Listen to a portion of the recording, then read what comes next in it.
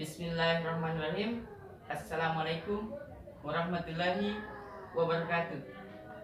Hai teman-teman, selamat datang pada video saya kali ini. Pada kesempatan kali ini, saya kembali akan membahas mengenai sebuah pembahasan pada mapel kimia kelas 10.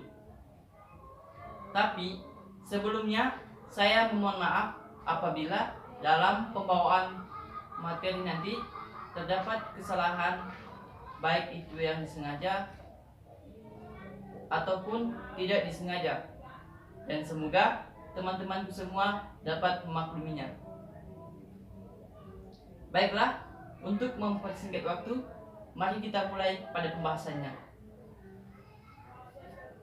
Seperti yang kalian lihat di samping ini, bahwa pada kesempatan kali ini kita akan membahas kurang lebih ada 5 mengenai hukum dasar kimia. Tapi sebelumnya, tahukah kalian tentang kelima hukum dasar ini?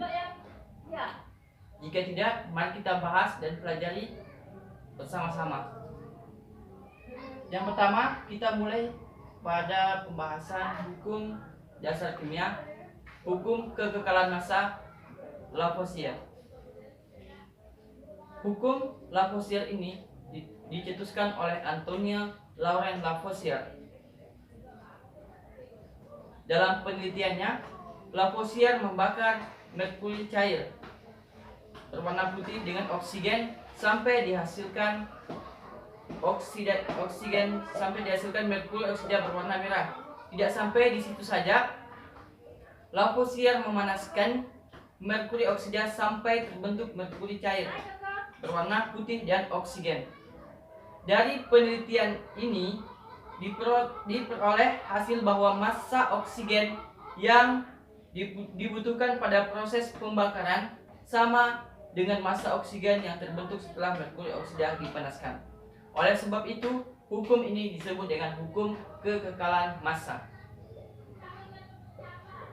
Adapun rumus hukum ini, massa total zat sebelum reaksi sama dengan massa total zat setelah bereaksi.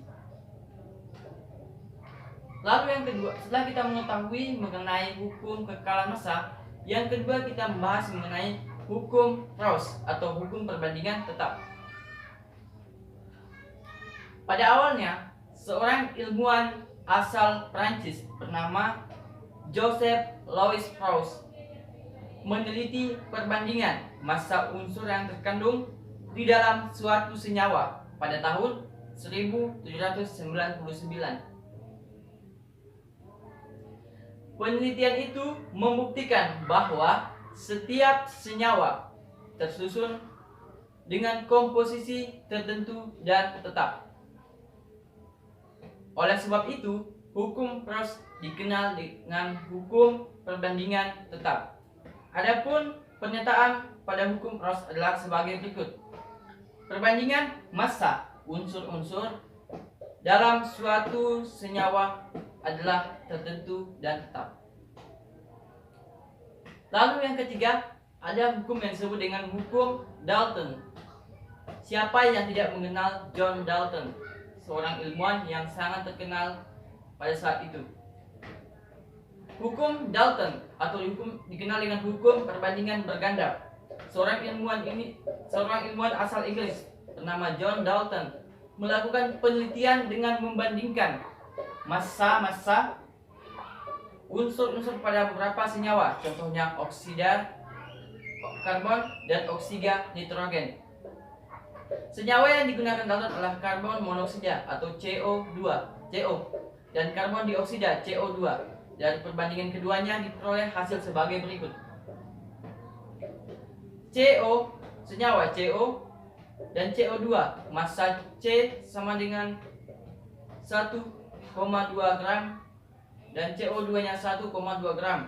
Massa oksigennya sama dengan 1,6 gram serta 3,2 gram, serta massa C dan massa O sama dengan 3/4 dan 3/8. Jika massa karbon di dalam CO2 dan CO sama, massa oksigen dalamnya akan memenuhi perbandingan tertentu. Perbandingan massa oksigen pada senyawa CO dan CO2 diperoleh Dalton adalah 4:8 sama dengan 1:2. Sehingga hukum Dalton dikenal sebagai hukum perbandingan berganda. Adapun bunyi hukumnya, jika dua unsur dapat membentuk lebih dari satu senyawa dengan salah satu massa unsur dibuat tetap, maka perbandingan massa unsur lainnya dalam senyawa tersebut merupakan bilangan bulat yang sederhana. Lalu yang keempat, kita akan membahas mengenai hukum Gay-Lussac, hukum perbandingan volume. Hukum Gay-Lussac dicetuskan oleh ilmuwan asal Prancis, yaitu Joseph Gay-Lussac. Lussac meneliti tentang volume gas dalam suatu reaksi kimia. Berdasarkan penelitiannya, Lussac mengambil kesimpulan bahwa perubahan volume gas dipengaruhi oleh suhu dan tekanan. Pada suhu dan tekanan tertentu, 1 liter gas nitrogen bisa bereaksi dengan 3 liter gas nitrogen menghasilkan 2 liter gas amonia. Adapun persamaan reaksinya adalah sebagai berikut. N2 tambah 3H2 sama dengan 2NH3. Adapun pernyataan dari hukum Gay-Lussac adalah sebagai berikut. Pada suhu dan tekanan yang sama, perbandingan volume gas yang bereaksi dan hasil reaksi merupakan bilangan bulat yang sederhana. Dan terakhir kita akan membahas mengenai hukum hipotesis Avogadro. Hipotesis Avogadro dicetuskan oleh seorang ilmuwan asal Italia bernama Amedeo Avogadro pada tahun 1811. Avogadro menyatakan bahwa partikel unsur tidak selalu berupa logam atom yang berdiri sendiri, melainkan bisa berbentuk molekul, contohnya H2O2, N2 dan P4. Sehingga dapat menjelaskan hukum Gay-Lussac dengan membuat hipotesis sebagai berikut. Pada suhu dan tekanan yang sama, perbandingan volume gas yang volumenya sama memiliki jumlah molekul yang sama pula. Dengan adanya hipotesis tersebut, maka dihasilkan rumus sebagai berikut. Koefisien X sama dengan volume X sama dengan jumlah molekul X, dan koefisien Y sama dengan volume Y sama dengan jumlah molekul Y.